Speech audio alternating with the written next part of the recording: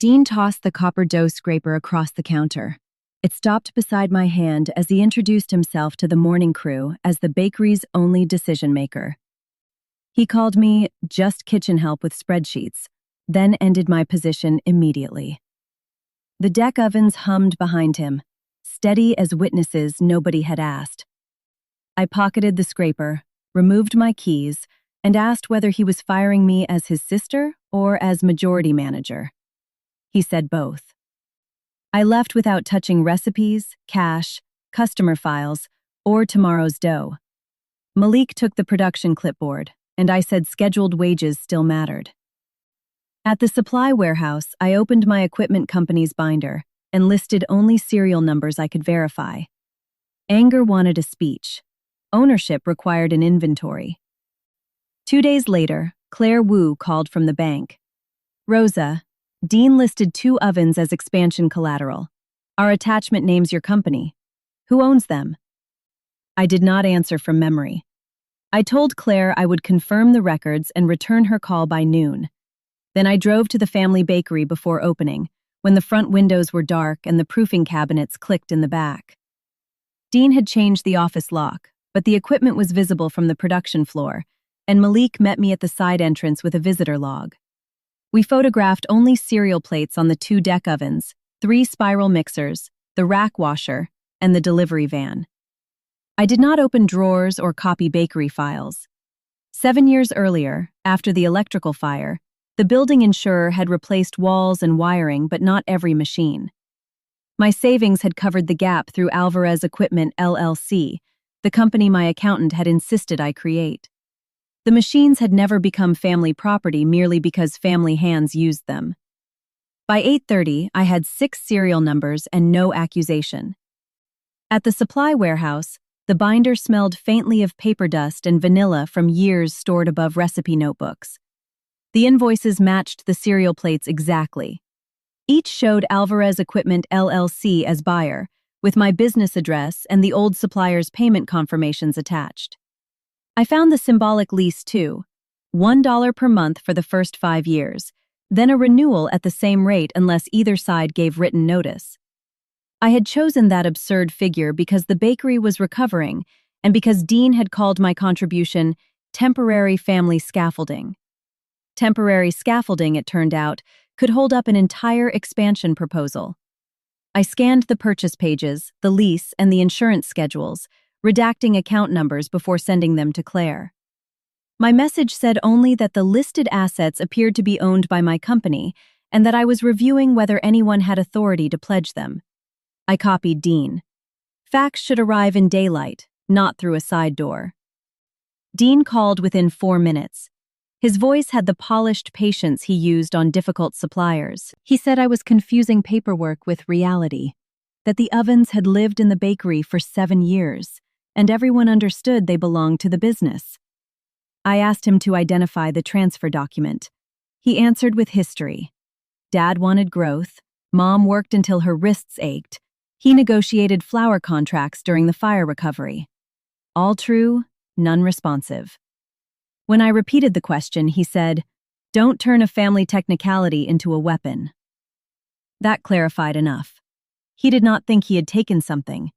He thought my ownership was an inconvenience decency required me to erase. I said I would verify the record and that no equipment would move while paid orders were active. He accused me of threatening the staff. I reminded him I had protected them, then ended the call before childhood became a substitute for consent. Elena arrived at the community kitchen carrying almond cookies from the bakery, as if sugar could negotiate a title record. She sat at a stainless table and folded the bag twice. "Let him have his turn," she said. Dean had waited years to lead, and she believed I was the practical one, the person who could absorb a bad decision. I asked whether practical meant invisible. I explained the ovens, the lease, and Claire's question. Elena said the machines were in the family shop, so surely they were family machines. I placed an invoice before her and covered the price. "Whose name is on the buyer line?" She read it, then said names mattered less than keeping peace. I answered, "Peace that requires one person to disappear is only quiet." She left the cookies. I did not eat them, but I froze them. Boundaries did not require wasting almond paste. Malik asked to meet at the supply warehouse, where we collected emergency flour and replacement belts. He came in his navy baker's jacket with a legal pad of shift times. The place smelled of cardboard, machine oil, and roasted sesame from next door. He said Dean had scheduled individual crew meetings and described the expansion as inevitable. Staffing projections cut experienced bakers after the first new location opened, replacing them with cheaper crews trained from centralized mixes. Malik was not asking me to rescue anyone. He wanted to know whether payroll at the original shop was at risk if the bank paused the loan. I said I did not know and would not pretend otherwise. We listed 6 weeks of confirmed orders and the equipment each required. Malik had separated weddings, wholesale deliveries, and walk-in production. That became our first practical map. We were not deciding who deserved the bakery. We were deciding how truth could enter without landing on hourly workers. The warehouse manager retrieved archived service envelopes from a locked cabinet after I showed identification for Alvarez Equipment, LLC. Inside were maintenance invoices billed sometimes to my company and sometimes reimbursed by the bakery under the lease. The pattern was ordinary, almost boring, which made it useful. I had paid for major motor replacements and annual oven calibration. The bakery had covered cleaning, routine seals, and damage caused during operation. Each envelope carried serial numbers. I also found the insurance schedule from the year after the fire, listing my company as equipment owner and the bakery as the site where the assets were used. Dean had signed one of the acknowledgement pages as operations coordinator. His signature did not prove his present intent, but it proved the company was not an invention I had produced after being fired. I photographed the pages with the warehouse manager watching and left the originals in place. Evidence was strongest when it remained where a neutral record keeper expected to find it. When I returned Claire's call, she asked precise questions and offered no sympathy. I appreciated that.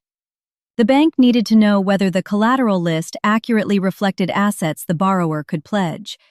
She explained that Dean's package included an attachment naming Alvarez Equipment, LLC, but the summary described it as a dormant family shell controlled by bakery management. That wording was new to me. I asked for time to review my own records before discussing authority.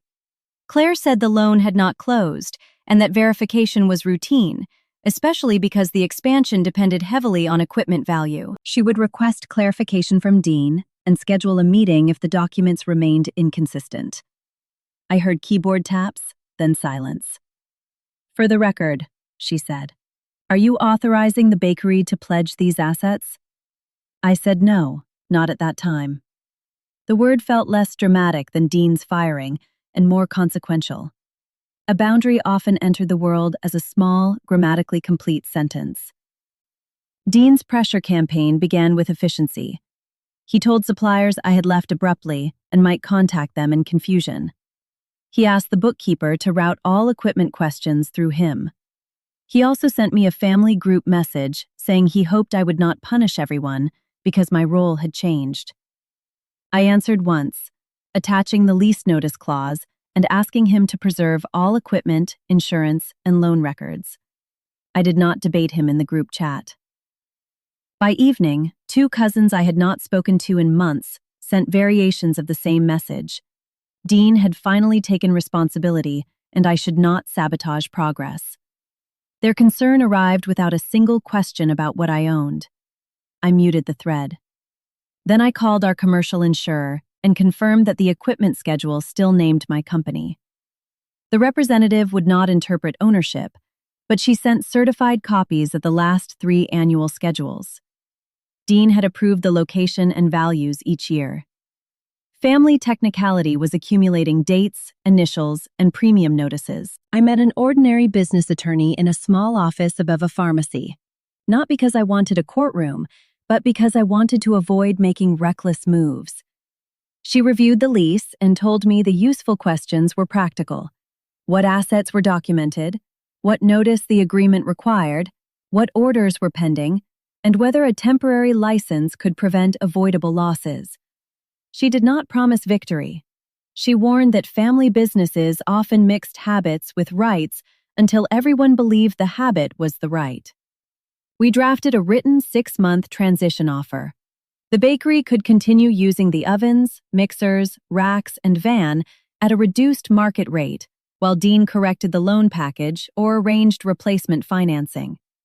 Existing orders would receive priority.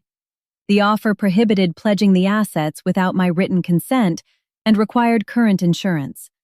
I added one clause myself. No employee hours could be cut solely to fund the license during the transition. The attorney raised an eyebrow. "Hard to enforce perfectly," she said. "Still worth stating," I replied.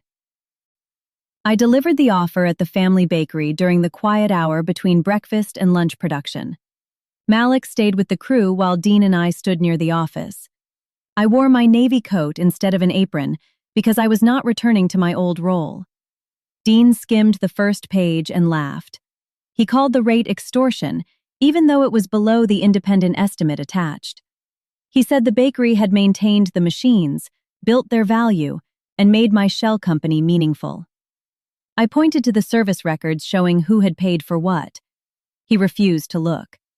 Then he said he could rename every recipe I had developed and sell the same products without me.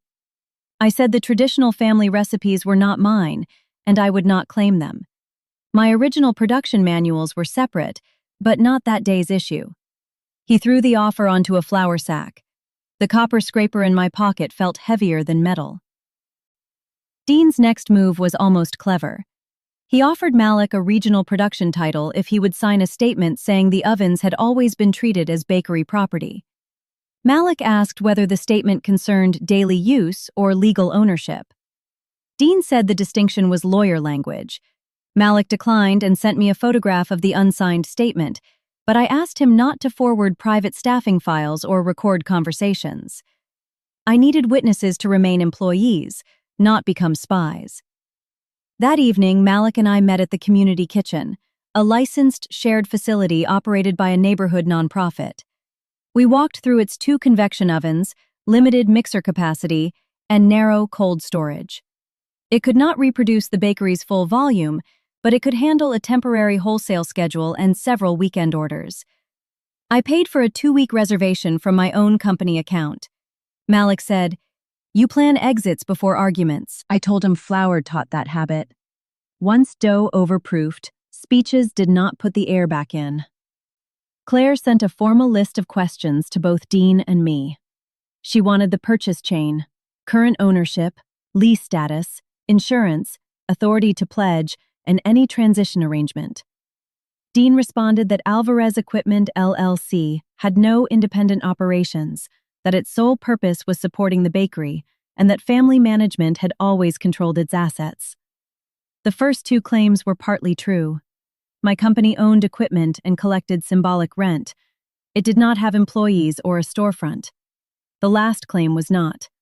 I controlled its bank account, tax filings, insurance decisions, and purchase contracts. I assembled those records without embellishment. A quiet case can look weak beside a confident story, so order matters. I created a timeline beginning with the fire, then the invoices, the first lease, renewal notices, maintenance payments, insurance schedules, and recent collateral list. I included Dean's signed acknowledgments, but not our insulting messages. The bank needed facts about authority, not proof that my brother could be rude before coffee. Elena called after Dean told her I was charging rent that could close the bakery. I invited her to the community kitchen so neither child could claim inherited ground. Stainless tables reflected the lights, and a mixer rattled nearby. I showed her the 6-month offer, independent estimate, and clause protecting scheduled hours. She read slowly. "Why can't you give him more time?" she asked. I said 6 months was more time, offered after a public firing and unauthorized pledge. She rubbed the paper's edge. Then she admitted Dean had asked her to sign a note saying Dad intended all equipment to belong to the bakery. She refused because Dad had never discussed my company that way. Her refusal mattered. So did her hesitation to tell Dean he was wrong. Elena wanted neutrality after one child had already acted. I told her neutrality was not a bridge when only one side was asked to cross. At the supply warehouse, I met the equipment appraiser beside shrink-wrapped mixers. She inspected the ovens after hours with Dean's written approval, which Claire had pressed him to provide. Malik stayed as operational contact. I remained near the loading door. The appraiser documented serial numbers, condition, ventilation dependencies, and removal costs. The ovens were valuable, but not magical. Moving them required licensed technicians, a shutdown, and floor repairs. Their value supported part of Dean's collateral package, not the entire expansion. That corrected a fear I carried. Withdrawing my assets would pause the loan, but it would not erase a completed empire.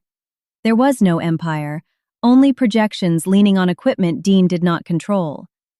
The appraisal also gave me a market rate basis for transition.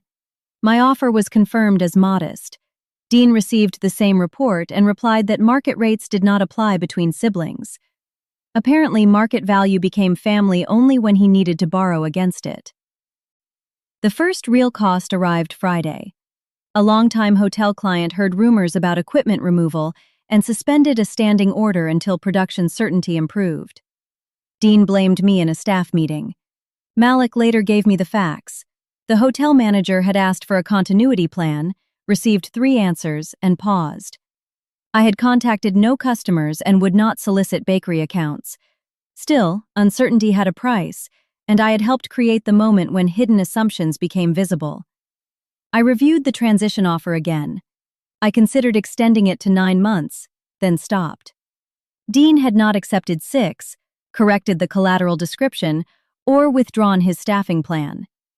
More time without changed conduct was not stability. It was a longer runway for the same plan. I confirmed the community kitchen reservation with Malik.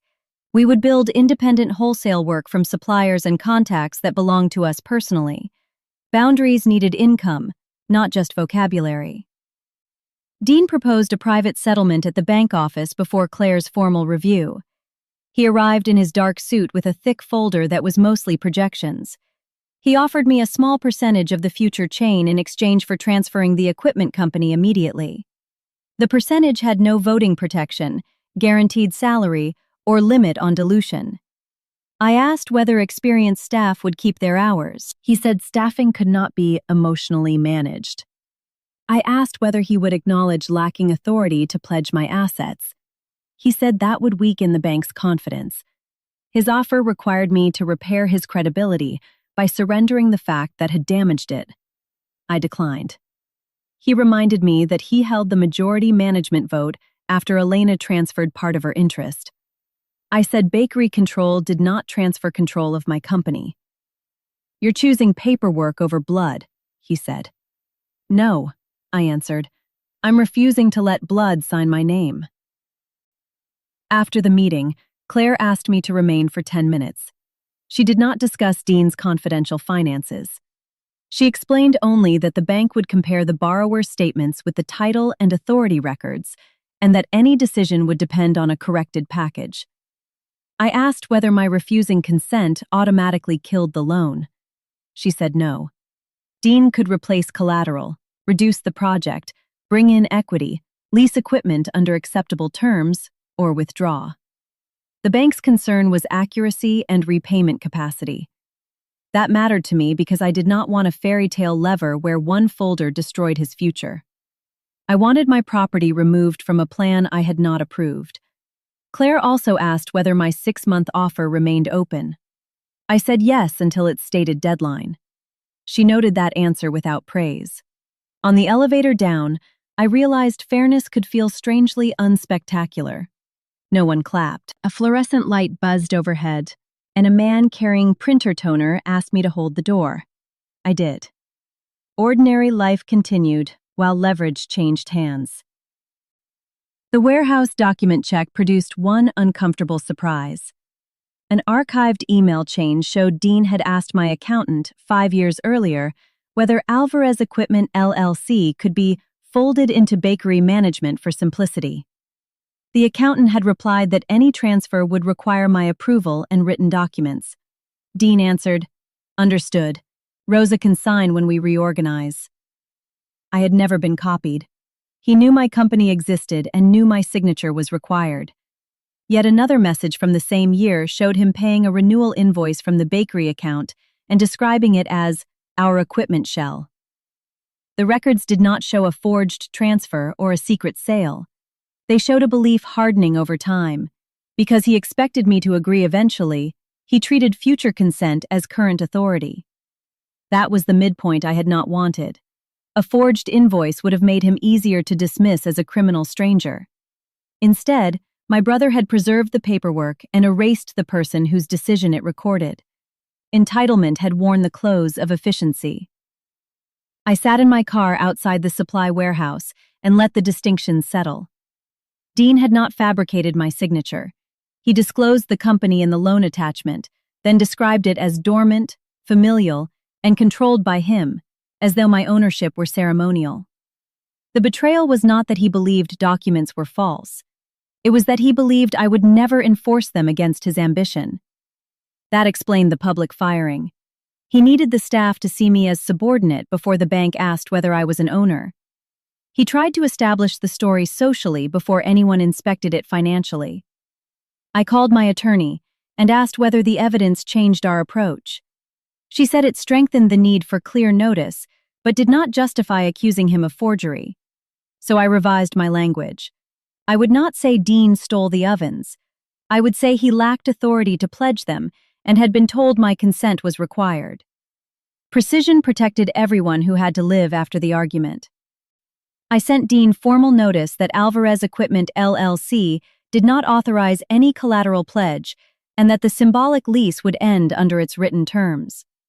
The 6-month transition offer remained available until its deadline. I copied Claire, the insurer, and my attorney, then delivered a paper copy with a receipt. I included an equipment schedule separating my assets from bakery-owned items: 2 deck ovens, 3 mixers, rolling racks bought after the fire, the rack washer, and the delivery van. I excluded proofing cabinets, display cases, small tools, and every recipe. Dean accused me of taking half the bakery. I replied that a list could feel large without becoming inaccurate. That evening at the supply warehouse, I placed the copper scraper beside the notice. When we were teenagers, Dean and I shared it while learning to portion dough. After he threw it at me, it became an insult. Now its straight edge suggested what a boundary should do: separate without pretending the pieces had never touched. Dean tried to make the dispute cultural instead of factual. He announced a heritage menu and renamed several pastries with grander Spanish titles, including 2 formulas I had developed for modern production. I did not claim our parents' conchas, almond rings, or holiday bread. Those belonged to the bakery's history and to the hands that had made them before me. I did write to Dean identifying 3 proprietary production sheets stored on my personal drive and reminding him that the bakery's copies had been licensed only for the original location while I managed operations. My attorney advised restraint because recipe disputes could become expensive and muddy. I followed that advice. I did not threaten customers or demand that flour remember its author. Instead, I created new formulas for the community kitchen using different hydration, fillings, and shaping methods. Malik tested them after his shift with 2 adult bakers who had volunteered their own time. We rejected the first orange rye loaf because it tasted like a responsible candle. The second batch tasted like breakfast. Malik brought me staffing projections Dean had asked him to implement. The numbers confirmed expansion depended on reducing labor cost at the original shop by nearly a third. Senior bakers would train opening crews, then lose hours as frozen components moved between locations. I asked Malik what he wanted. He said he would stay through booked orders because walking out would hurt workers and customers, but he would not manage layoffs designed to support an inflated forecast. We agreed on a line: no coordinated resignation before payroll and active orders were protected.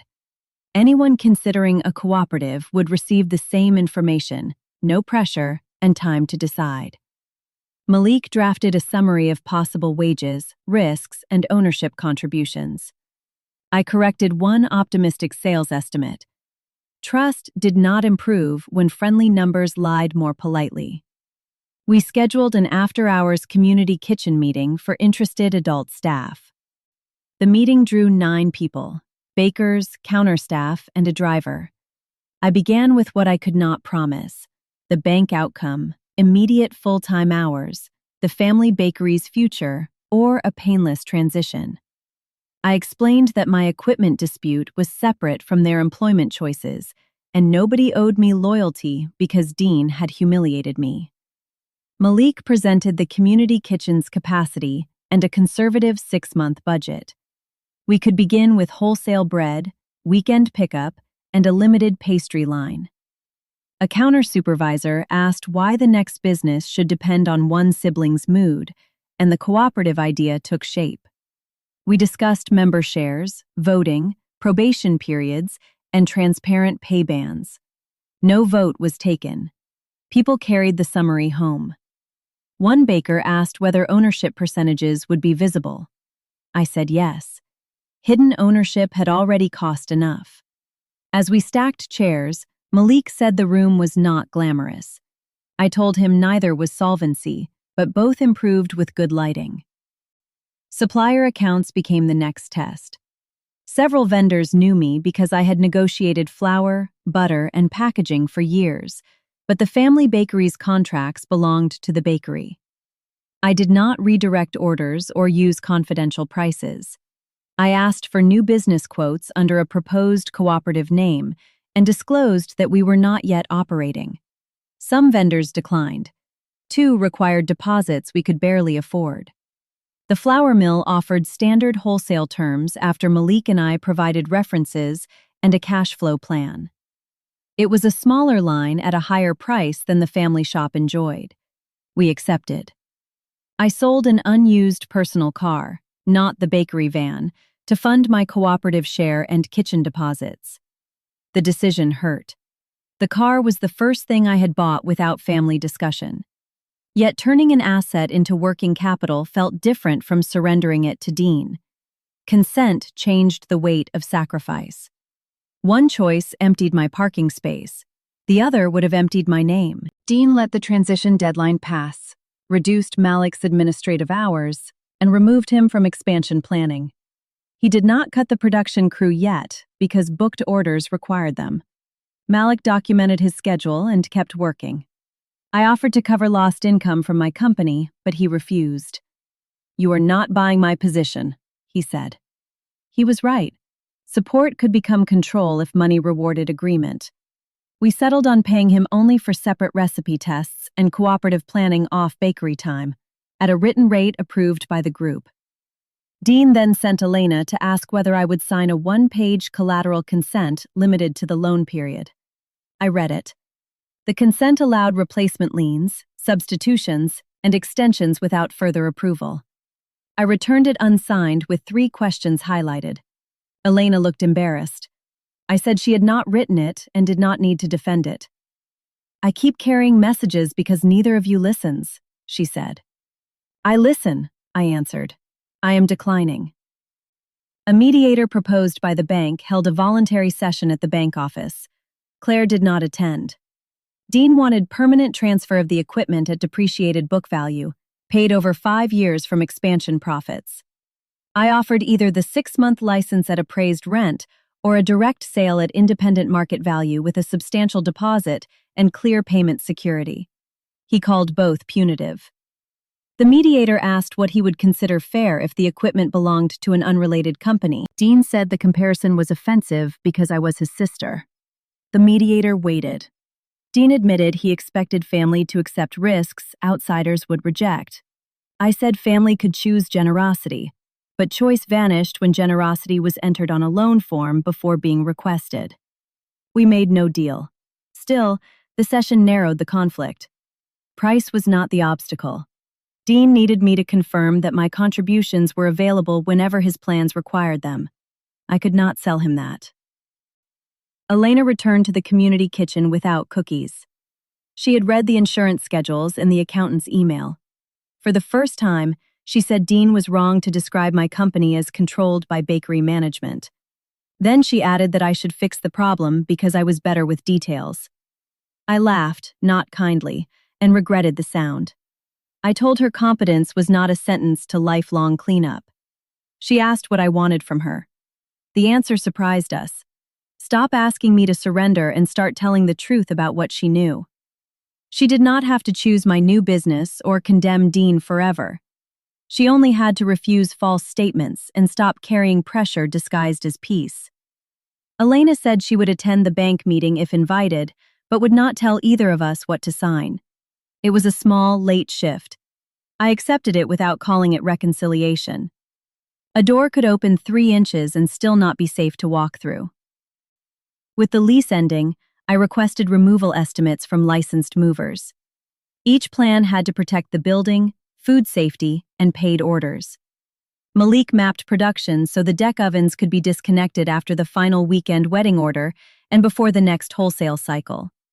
Dean first denied inspection access, then changed course when his insurer requested a transition plan.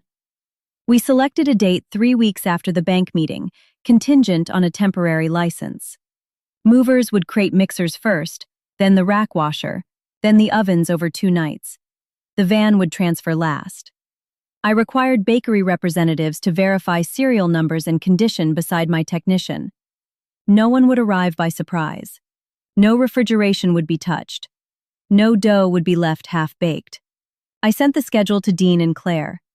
Dean said planning removal before the bank decision proved malicious intent. I answered that planning reduced harm whatever the decision. Chaos is not evidence of sincerity. Sometimes it is only poor scheduling wearing an emotional hat. The community kitchen's first paid production was modest: 60 sandwich loaves and 4 trays of cardamom buns for a local office. We earned the client through a public tasting, not family bakery records. The convection ovens browned unevenly, and the mixer bowl was too small for Malik's preferred batch. We divided dough, rotated trays, and marked racks with removable color tabs. At 2 in the morning, my shoulders ached in forgotten places. The work was slower than the old shop, but nobody guessed who owned the equipment or approved the schedule. We paid 5 workers at the agreed rate within 24 hours. The margin was thin enough to be insulting, yet the payment confirmations felt cleaner than applause. Malik handed me the copper scraper when the last dough came off the bench. I had brought it as a tool, not a symbol. Its edge cut sticky dough neatly. Meaning could return to an object through use rather than forgiveness. A week later, the organizing group voted on whether to form the cooperative. 7 chose to join as founding worker members. 2 preferred ordinary employment if positions became available later. Both choices were respected. We adopted 1-member, 1-vote governance for operating decisions, with ownership percentages tied to documented capital and labor contributions, but capped so no person could dominate. I contributed equipment access, cash, and recipe development. Malik contributed cash, production systems, and deferred planning hours recorded at an agreed value. Others contributed smaller shares through payroll deductions that would begin only after stable revenue. The charter required quarterly financial reviews, visible ownership records in the office, and conflict of interest disclosure. I insisted on a clause allowing any member to inspect major equipment leases. Someone joked that ovens now needed biographies. Only accurate ones, I said. The vote did not make us successful. It made our risks legible. We signed formation papers and reserved the name Copper Line Cooperative after the rail tracks near a vacant depot space we hoped to lease.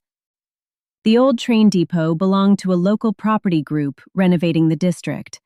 Its brick walls, weathered steel beams, and long windows made it beautiful in the inconvenient way old buildings often are.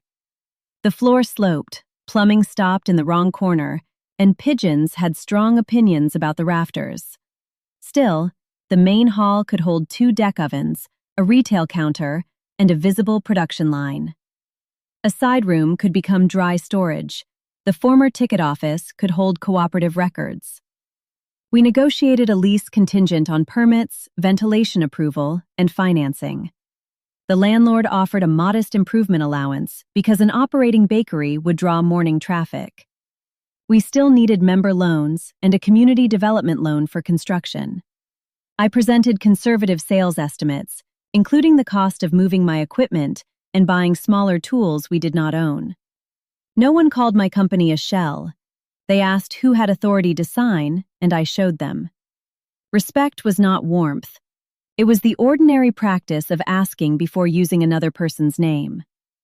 Claire scheduled the final collateral review at the bank office. She requested that Dean bring the expansion package, authority documents, revised staffing assumptions, and any agreement with my company. I was asked to bring originals or certified copies of the equipment invoices, lease, insurance schedules, maintenance records, and transition offer. Elena could attend only as a bakery owner and witness to historical facts, not as anyone's commander. Malik was invited for operational continuity because Dean's projections relied on his production plan. Before the meeting, I rehearsed answers with my attorney and removed every sentence that guessed at Dean's motives.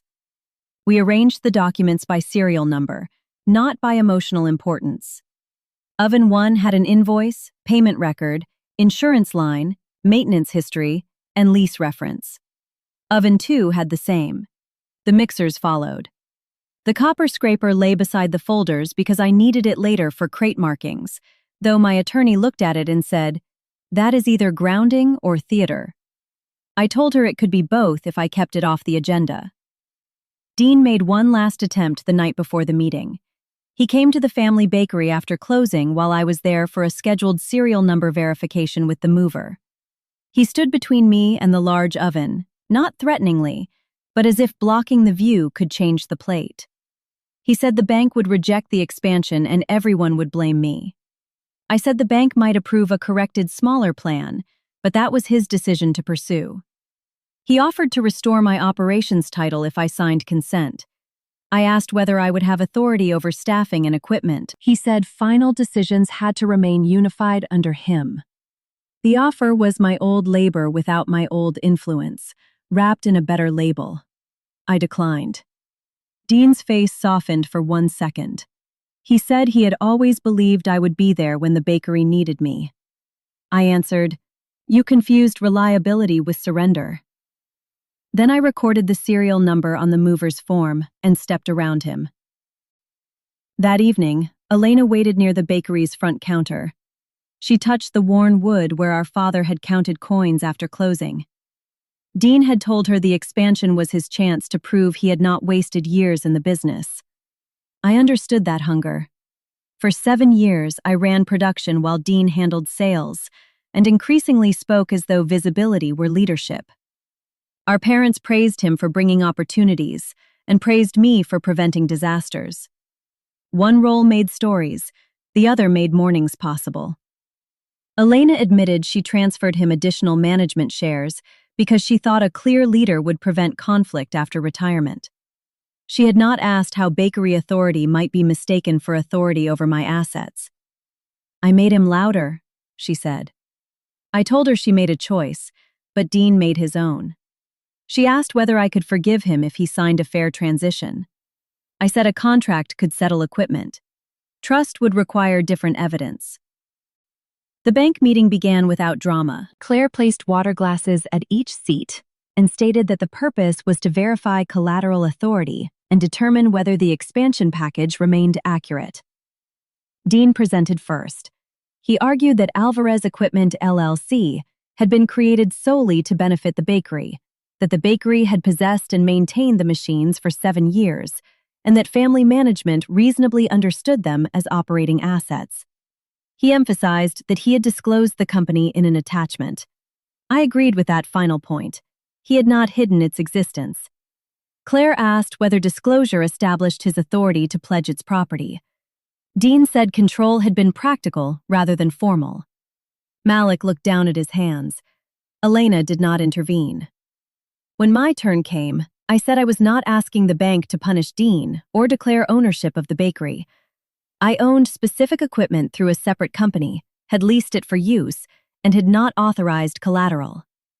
Then I opened the serial number schedule. Claire placed Dean's collateral list beside my schedule. Each oven appeared on both pages. She asked who purchased oven 1. I showed the invoice and payment record. She asked who insured it as owner. I showed the certified schedule. She asked who had authority to pledge it. I said I did, and I had not consented. The same sequence followed for oven 2 and the mixers. Dean said Elena could confirm the machines were meant for the family. Elena replied that she could confirm bakery use, not an ownership transfer. Dean demanded that she tell me to sign. Elena said, "Rosa is 41. I do not sign through her." I placed the transition offer beside the lease and explained that booked orders would be protected through removal or a 6-month license. The copper scraper held the schedule flat under the air vent. "Who can legally pledge each oven?" Claire asked again. Dean had no document that answered. Claire did not announce a winner. She stated that the bank could not rely on collateral the borrower lacked documented authority to pledge. The expansion loan would be paused until Dean submitted a corrected package with replacement collateral, revised scope, new equity, or an acceptable equipment agreement. She also noted that the staffing projections required updated operational support because Malik would not lead the planned reductions. Dean accused the process of favoring paperwork over a viable family business. Claire answered that lending depended on accurate paperwork because repayment depended on real assets and real costs. Her tone never changed. That steadiness spared me from becoming the bank's heroine and Dean from becoming its villain. He was a borrower with an inaccurate foundation. I was an owner declining consent. The meeting ended with deadlines, not applause. In the hallway, Dean said I had stopped 3 bakeries from opening. I said he had proposed 3 bakeries before securing the first one's equipment. Consequence was not the same as attack, even when it arrived wearing your sister's face. 2 days later, Dean requested new mediation. His revised proposal abandoned the 3-location launch and focused on keeping the original bakery stable while he sought replacement financing. He accepted a 4-month market rate license for the ovens and 2 mixers, with an option for 2 additional months at a slightly higher rate.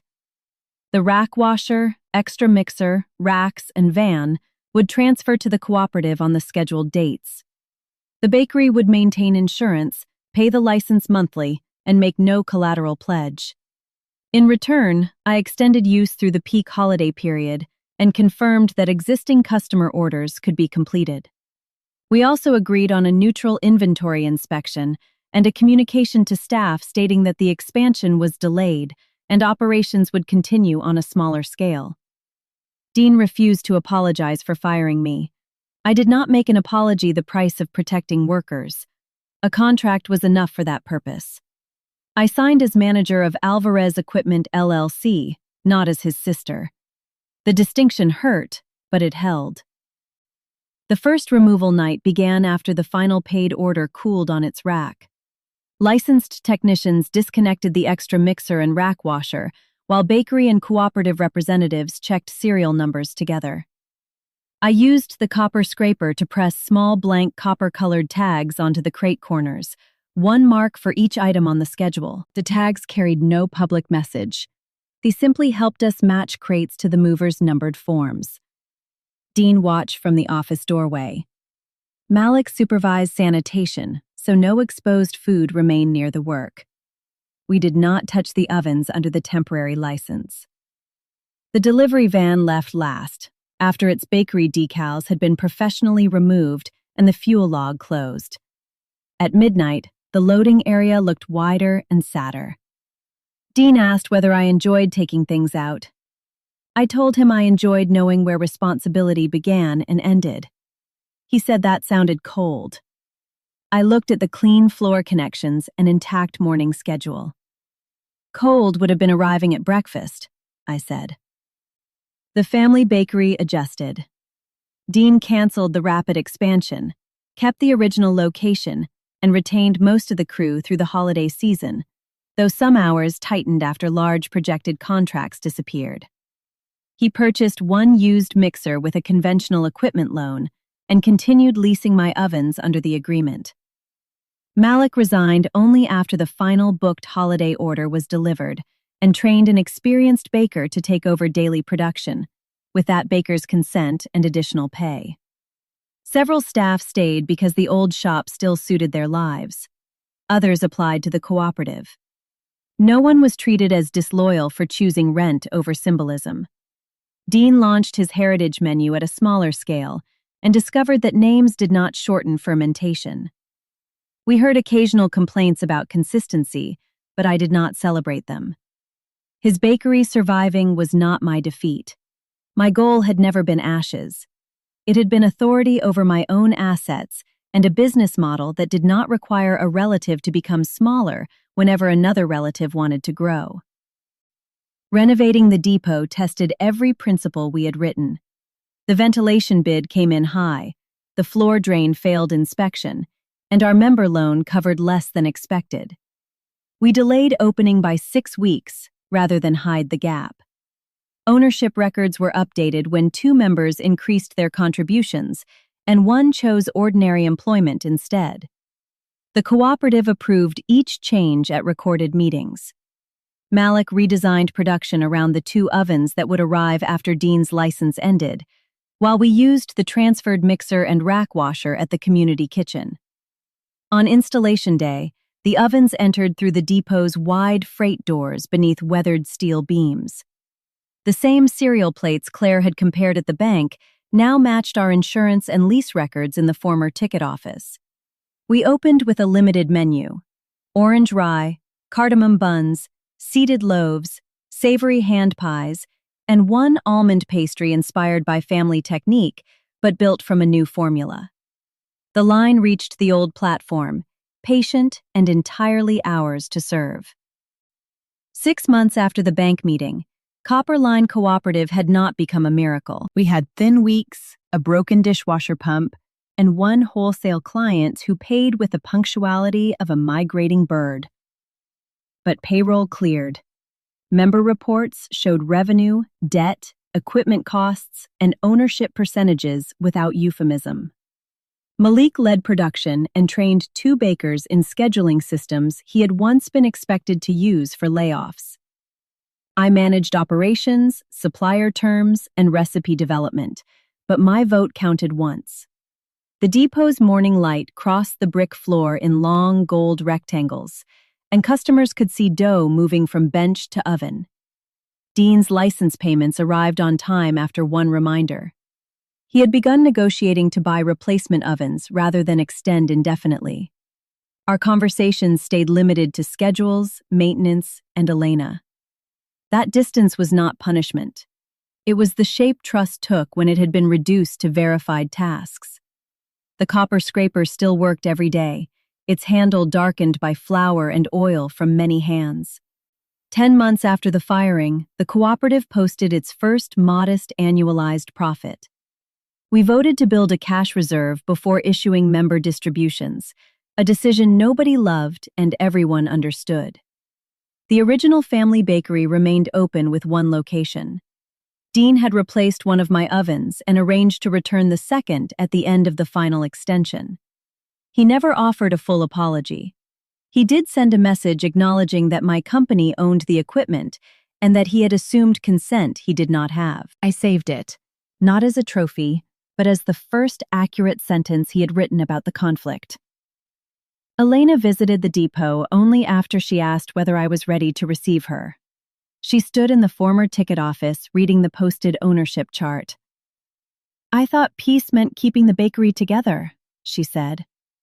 I told her peace without consent had only kept the argument inside me.